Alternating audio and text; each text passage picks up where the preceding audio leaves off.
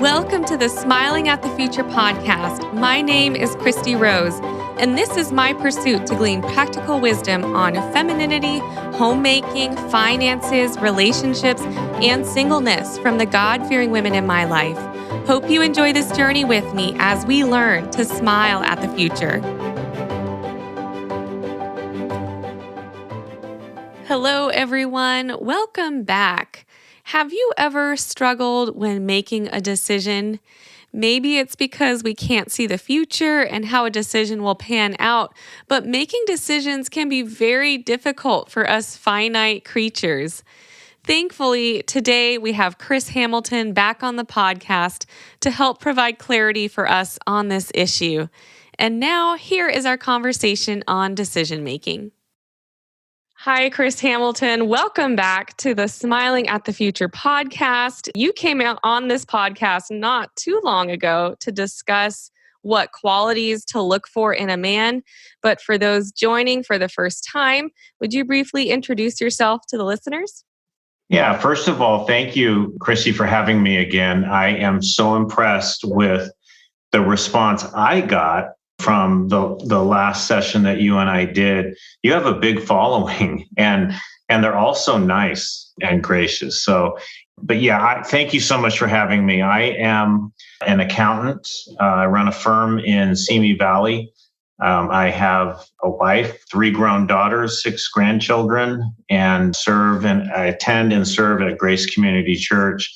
And I'm one of the elders there. I'm involved in a Bible study there called Foundation that meets on Friday nights. So that's some of what I do and who I am. Wonderful. Well, the topic we're discussing today on making decisions, if I can stereotype, is one that hits close to home for women in general.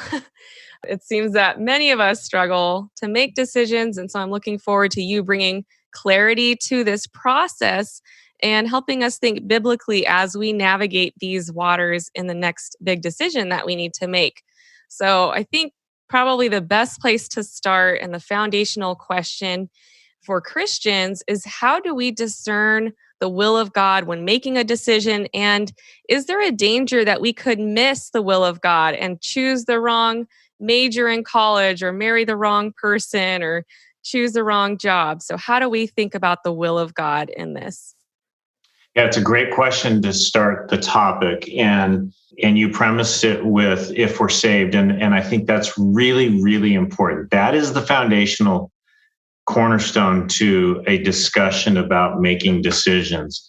And my assumption here is that I'm talking to somebody who's saved, and the reason for that is the providence of God is so important in terms of a principle.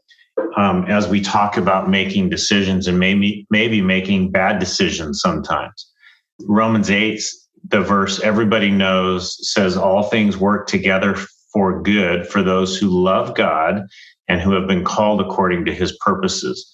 It clearly establishes that if you're saved, that's a foundation, that all things do work together. And that is a verse that we go over really quickly sometimes, but it is so foundational, and it is the pivot point on all of this. So I think, how do we discern the will of God, and is there a danger that we could make a bad decision? Basically, the answer is we have to understand and believe and trust the providence of God.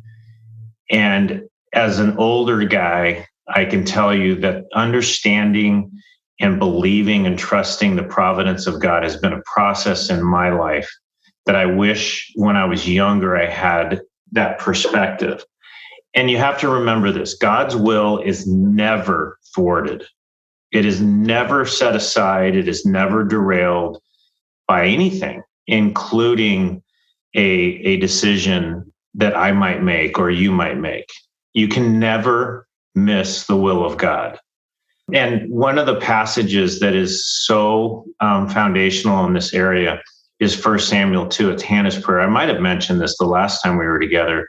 It is such a description of the fact that everything going on in our life is ordained and driven and directed, not by neglect, but actively by a loving God.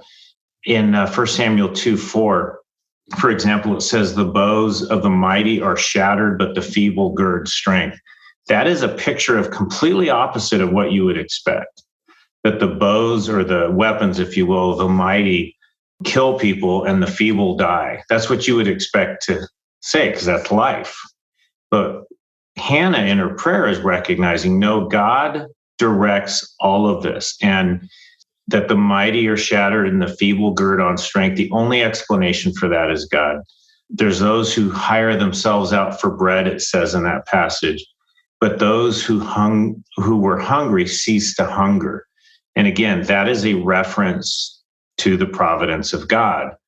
Talks about a barren woman giving birth to 7, but she who has many children languishes. That deals with the circumstances of life and maybe even decisions that were made that God overrides. Verse 6, the Lord kills and he makes alive. The Lord makes poor and he makes rich. And that's in verse 7 of 1 Samuel 2. And just to talk about that for a minute, often we make decisions having to do with our finances.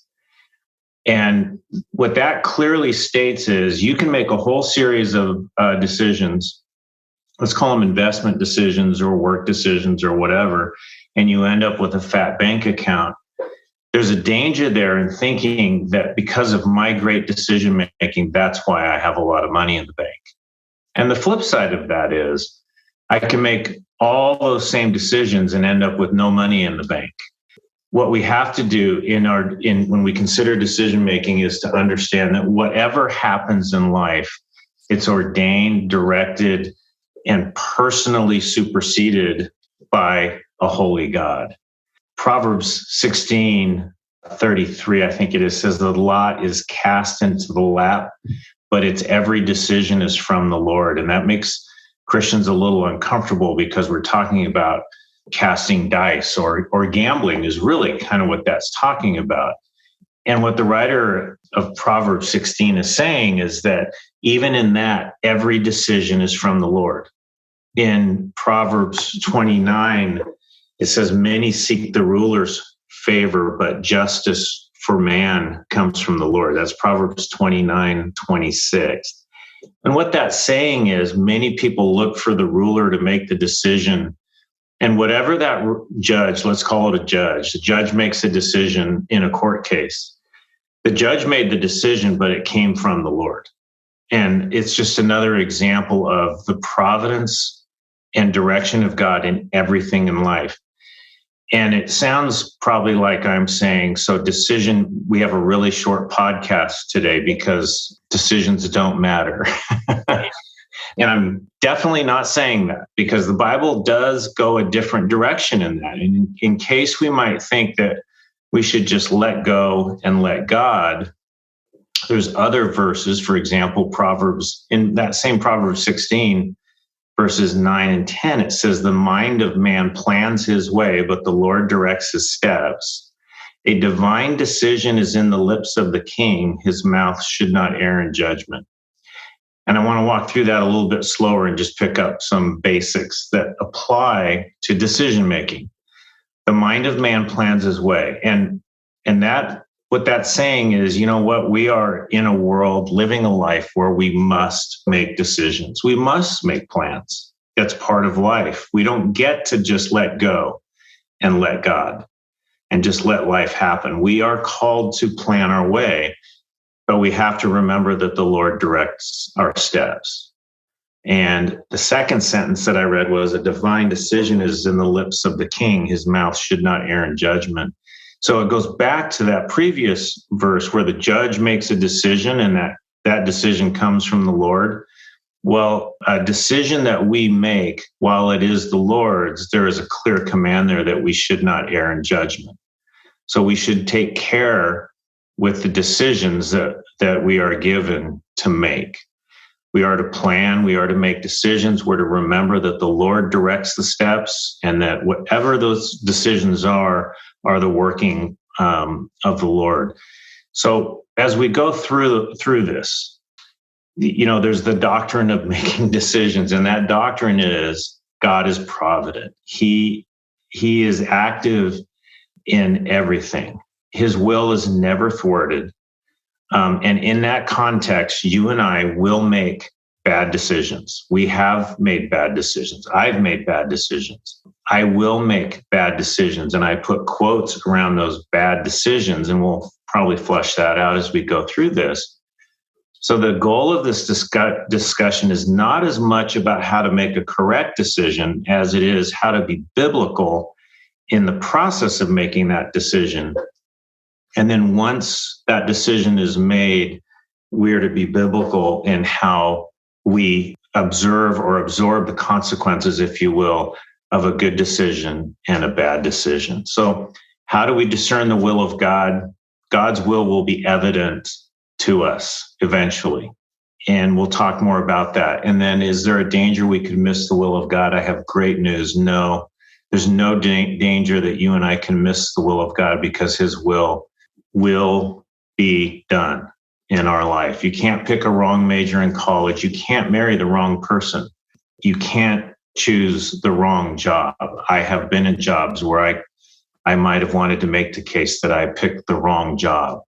And in hindsight, all these years later, I look back and I realize all of that was part of God's design.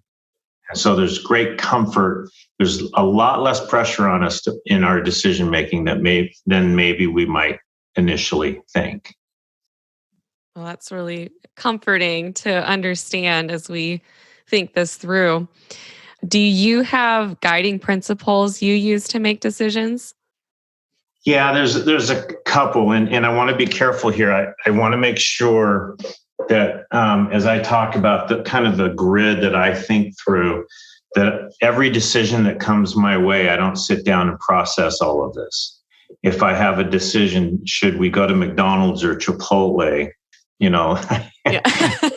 That's easy. It's Chipotle, but that's an example of a decision where I'm not necessarily going to go through this whole grid. But as you can imagine, and from your own life, there are major decisions where you do want to have touchstones that you kind of walk through and say in a decision grid, if you will. And the first one you referenced in your initial question is, does what I'm deciding to do or not do, does it violate God's revealed will?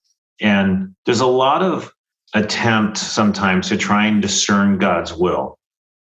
And that's honorable, but I'm not sure it's always knowable. But what we can know about God's will, he has revealed in his word. And so I could talk about a lot of decisions, even a job decision that I've made in the past. I'm not sure I would have ever been able to discern God's will in that moment.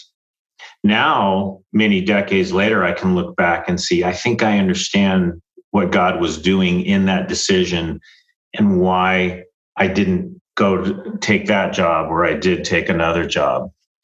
What I'm trying to do here is draw a distinction between the mystical and what is knowable. And what's knowable is in God's word. Ephesians 5:17 says, don't be foolish, but understand what the will of the Lord is. And so that's a call to understand the will of the Lord. And I think that's a call to understand his revealed will. That's probably a whole other session that we could talk about of how to know God's will. I will say this, as life moves on and you get older in the faith and you've spent more time studying the Bible and hearing good preaching, you begin to know more of God's revealed will. Another obvious principle is it sin?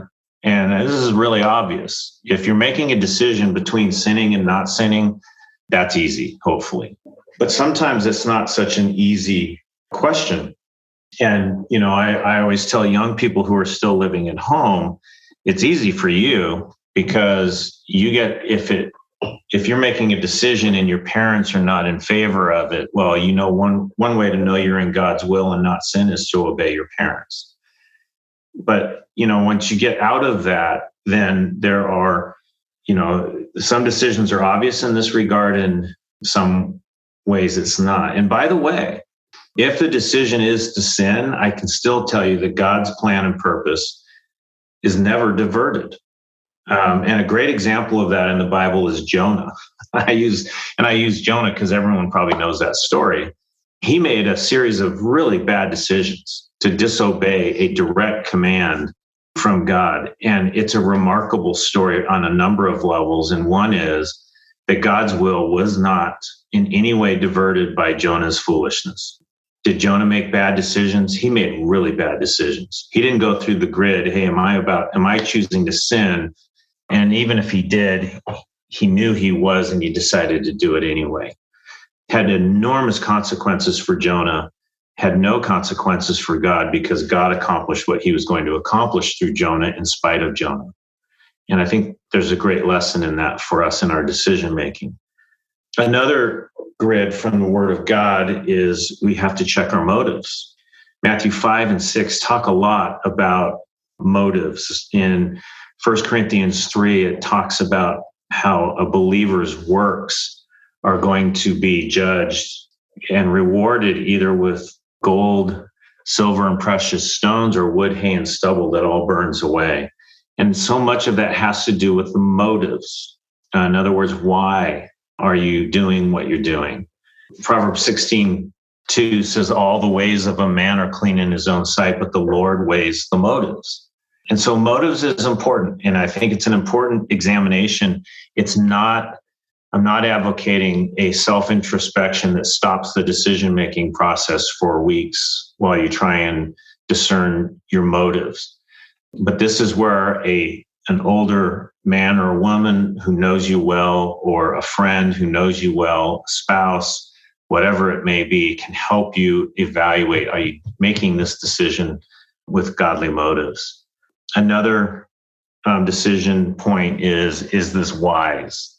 And this should make total sense, but perhaps as I look back on some decisions I made, maybe I didn't think about this. But Ephesians 5:15 says we're to be careful how we walk, not as unwise, but as wise. And I think that is an important principle in making a decision, is what I'm about to do or not do, is this a wise decision? And again, how do you know that? Well, the Bible makes clear in James 1 that if we lack wisdom, we ask him for it. There's other people in our lives who can help us with wisdom decisions. Another guiding principle is what I'm wanting to do or not do. Is it exemplary?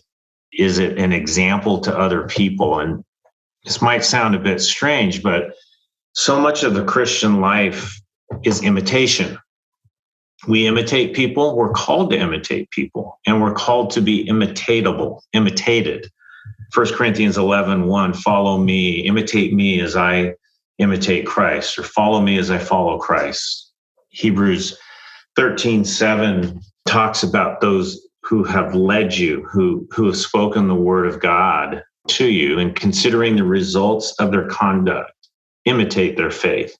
So all over the Bible, there is a command to imitate, and it's a grace from God that we don't just operate off of what we understand in the Bible, but we operate off of what we see in the Bible, what we hear in preaching, and what we see in how other people live it out. And I think there has to be a sense for each of us that wherever we are in life, there are people watching us, and that our decision-making, the process needs to be exemplary, but also the decisions that we make, that one of the factors has to be, how is what I'm deciding to do or not do going to be viewed by those who are watching me and imitating me?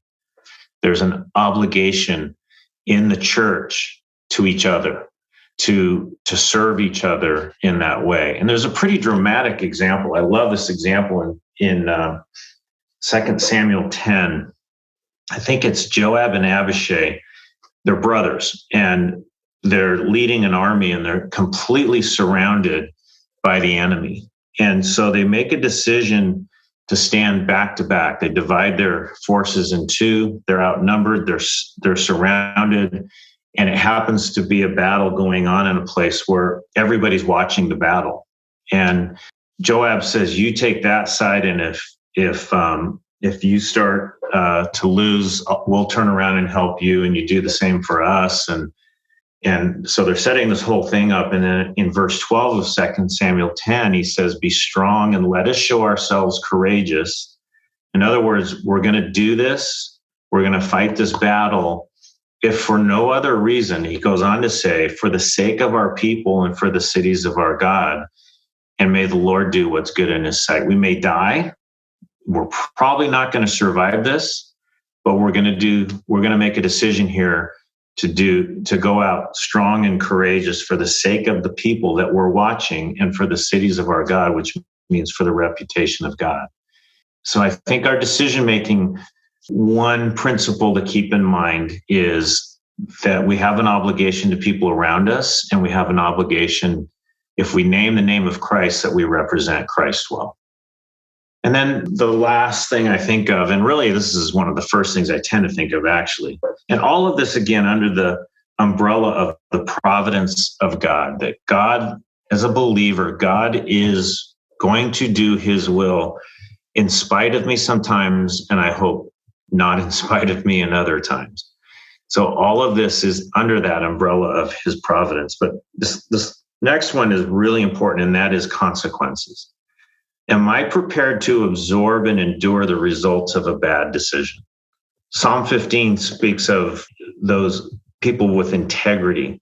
And in there, and it's interesting, it talks about how a man of integrity swears to his own hurt and does not change. It's a weird phrase, but basically what it means is a person of integrity, a person who has integrity in their decision-making will make a decision, and just because they realize it's a bad decision doesn't mean that they let everybody down and walk off the field. I'll illustrate it this way. I've referenced a couple times about jobs I've taken. When I was a newlywed, we had moved a couple times and I had changed jobs twice pretty early in our marriage. And when I took one particular job, I told my bride, you know what, we're going to settle down. Whatever happens here, we aren't going to change anything for the next 2 years.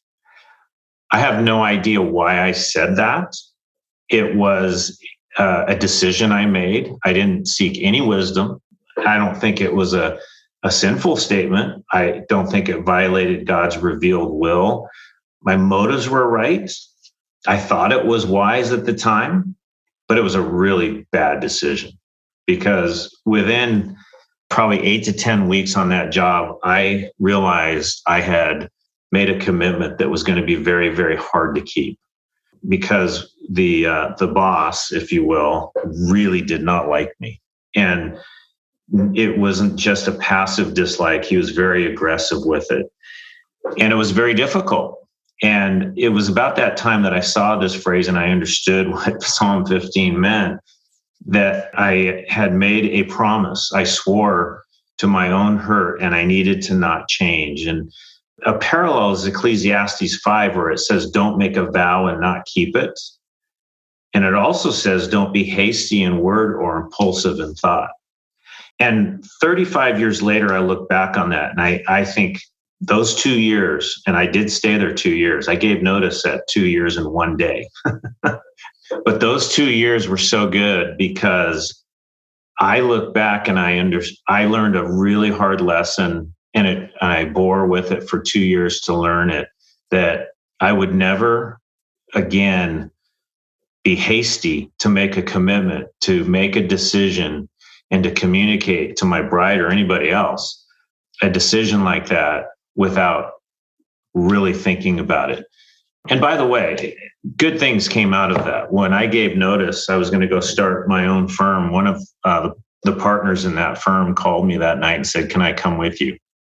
And he's one of my partners to this day. So the Lord used it, and it's a great illustration of the providence of God. I made probably a dumb decision, and the Lord redeemed it 1,000 times over, but it was a hard 2 years. So anyway, that's kind of the grid, and I learned the hard way that you got to think about the consequences. You know, if I make a decision to buy a car and take on a loan, and I figure out, 2 months into it, gee, I can't really afford this.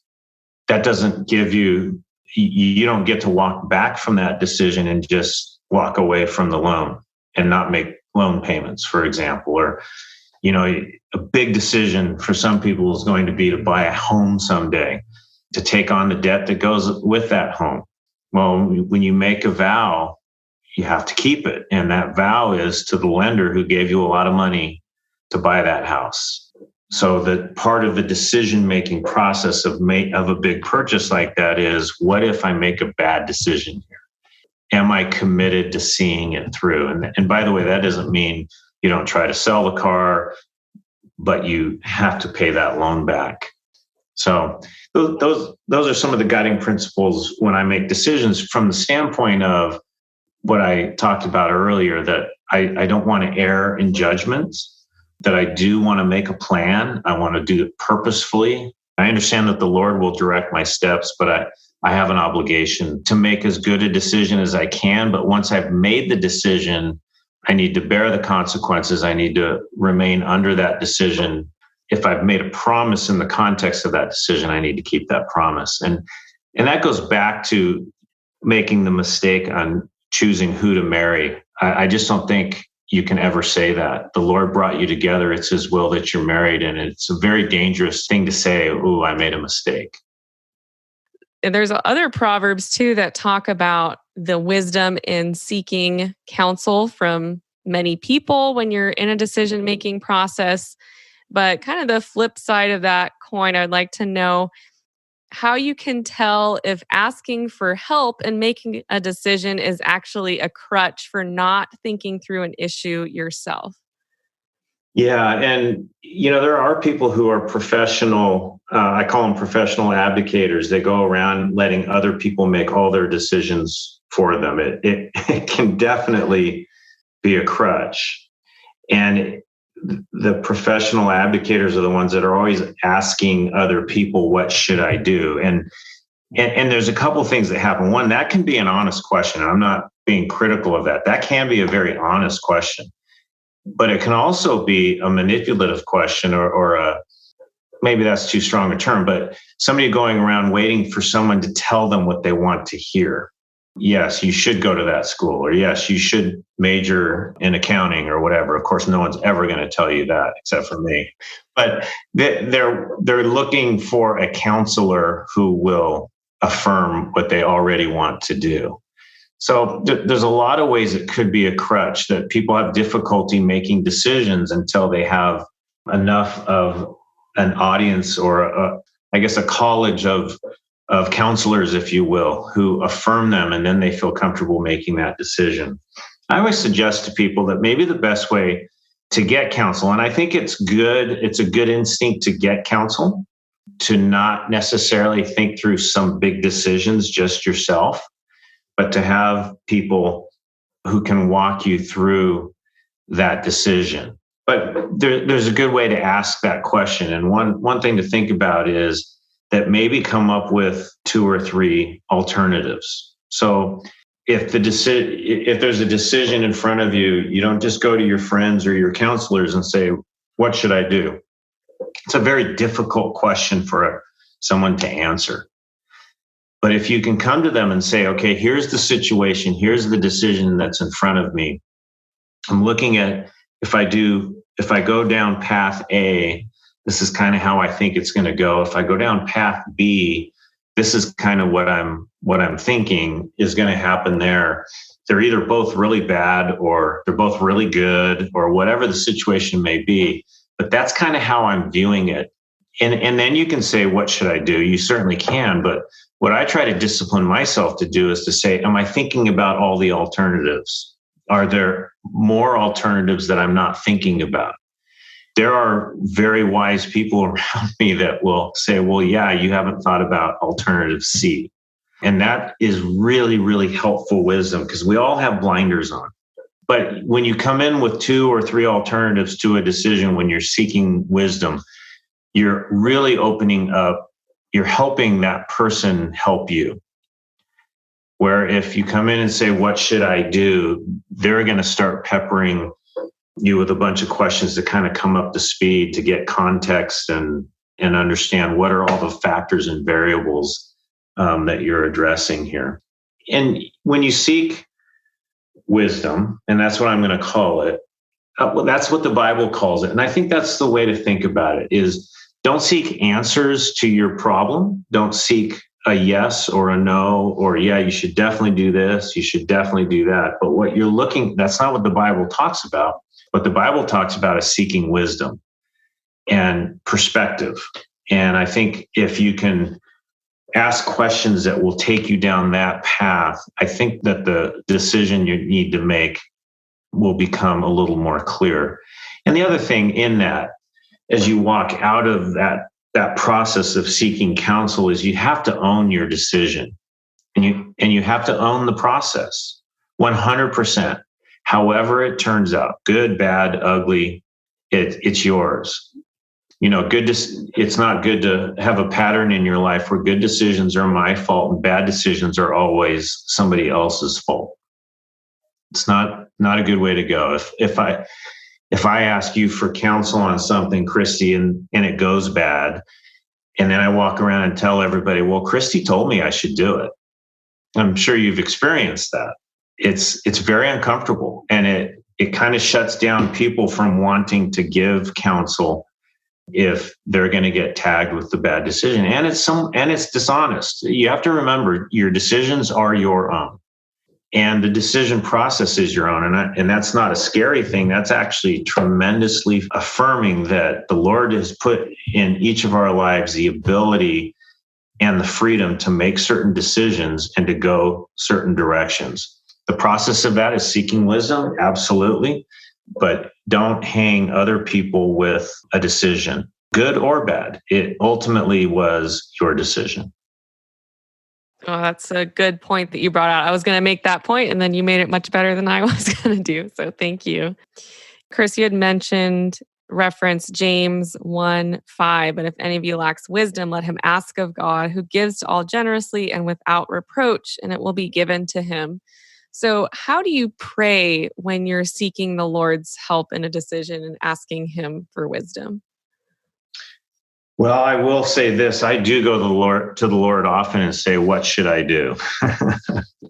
And that's the beauty of a relationship with Christ, is he already knows all the context. I don't have to give him alternatives. I don't have to make it easy for him. He knows. And sometimes just the ability to do that with our Lord, that he knows all of that. And just to say, I don't know what to do, help me know what to do. I think that's how I pray sometimes. I think it's a good prayer because it's a reminder how dependent we are on him and how good and gracious he is to us, and that he's God and I'm not. He knows what I know and he knows what I don't know.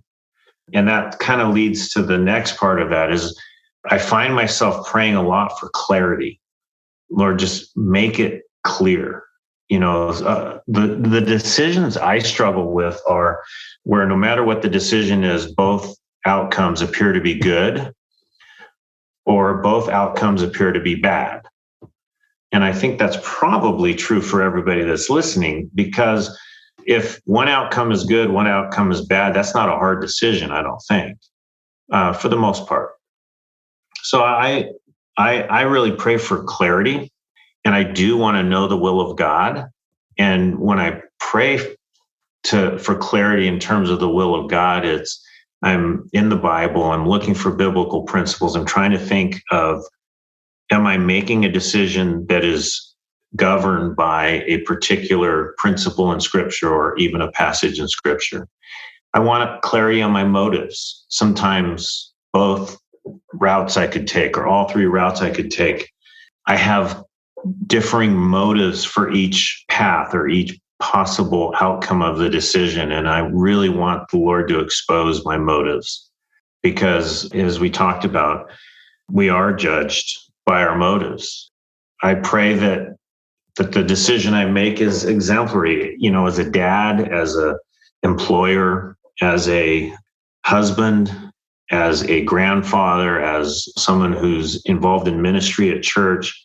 I'm aware that people are watching my decision process, and I'm aware that they're watching, as it says in Hebrews 13:7, my conduct. and I want to make decisions. I don't get to make decisions just for me. And I think that's true of every believer.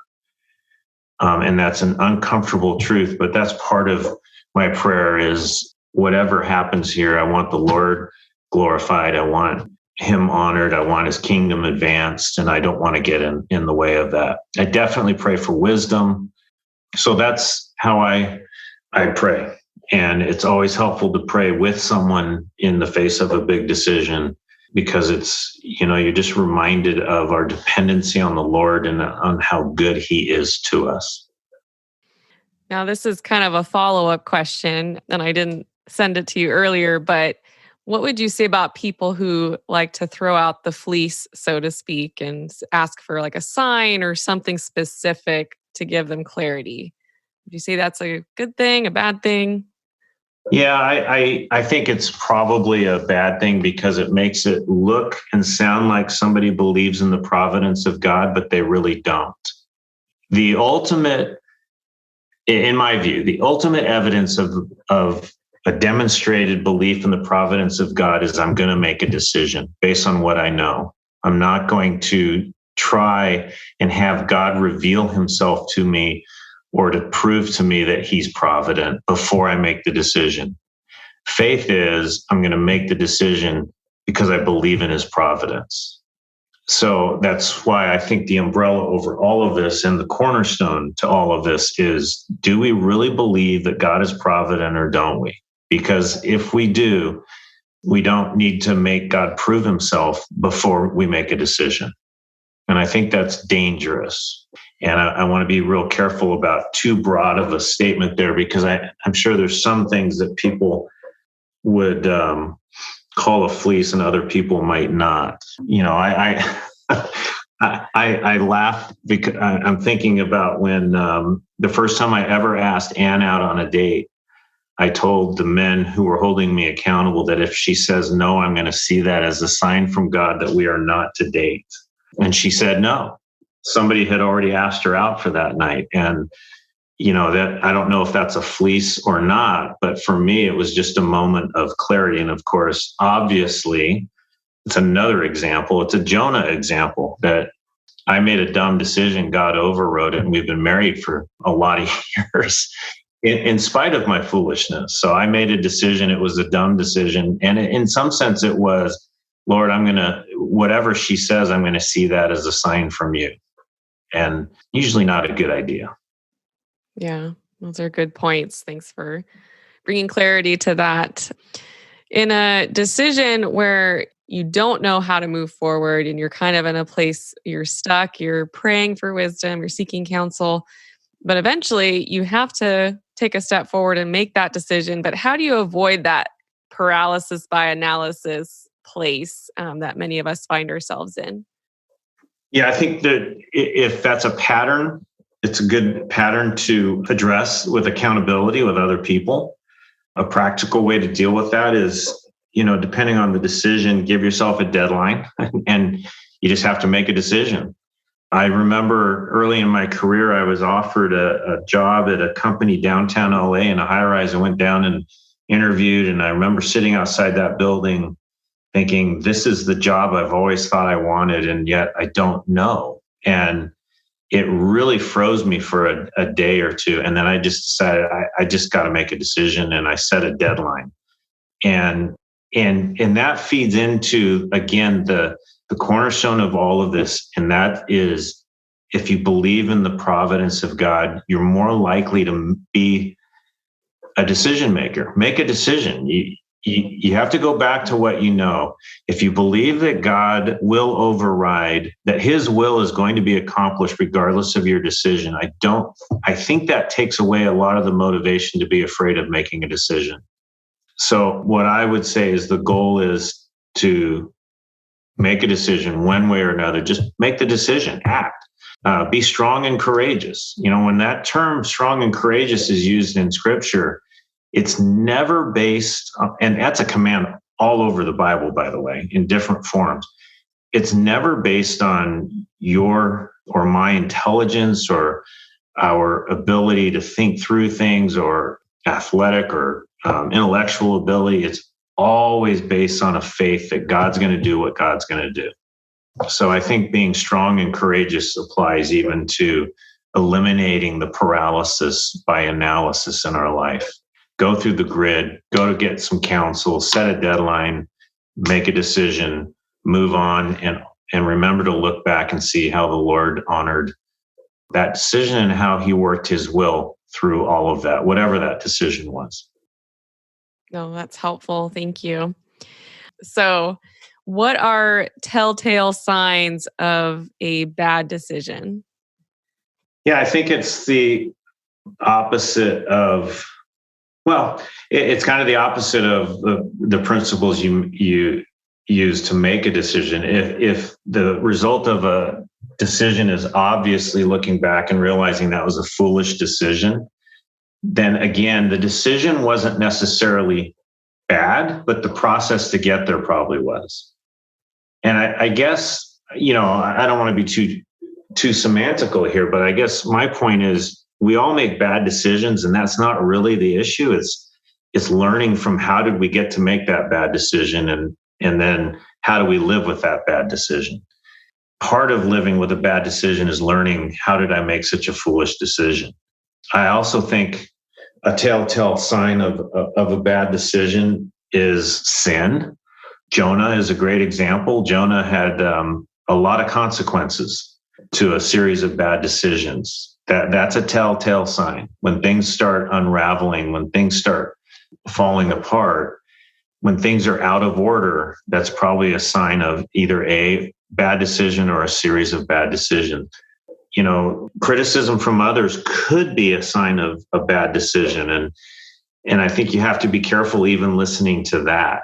If you believe in the providence of God and you go through a process of making a decision, and I deal with this a lot in my life. I'm sure everybody does. You make decisions and there's always a lot of people criticizing a decision. And you have to be careful. You have to evaluate it. It could mean that a bad decision was made. There's no question. It doesn't always mean that, but that is a possibly a telltale sign of a bad decision. And then accountability. The beauty of being in the church is there's a lot of accountability. People that love you and care for you and want the best for you, they are for you. And oftentimes they will point out their observation if they believe that bad decisions are being made. And usually when that's a telltale sign, when people who you respect, who know you well, who you've put in a place of seeking their counsel and their wisdom, and you're following them as they follow Christ, and they're turning around and saying, you made a bad decision or you're making bad decisions, that is a telltale sign that something's up. Those are great points. So with our last question, what scriptures have you leaned on when in a decision-making process? I have referenced some of them. Psalm 15 is huge to me. Just being, for me, a man of integrity, or, I think that Psalm 15 lays out in such clarity how all of us are to live with integrity, and we're to be, and it's defined in there, but part of it is when you make a vow, that's part of a decision you make. You keep it, even if it hurts. And then you learn to not make certain decisions a certain way because you've lived the consequence of it. It's always a great reminder to me. I love 1 Samuel 2, just to review. Hannah lays out just an amazing poem on the providence of God. And it's a great comfort to know that God overrides bad decisions and he honors good decisions. And he defines what's a good decision. That's a hard term to define because only the Lord knows that. So much of what he is about and what he is doing is a mystery to us. We know what's revealed in Scripture. And what we do know is who God is and what he is about generally, and the specifics of that, only he knows.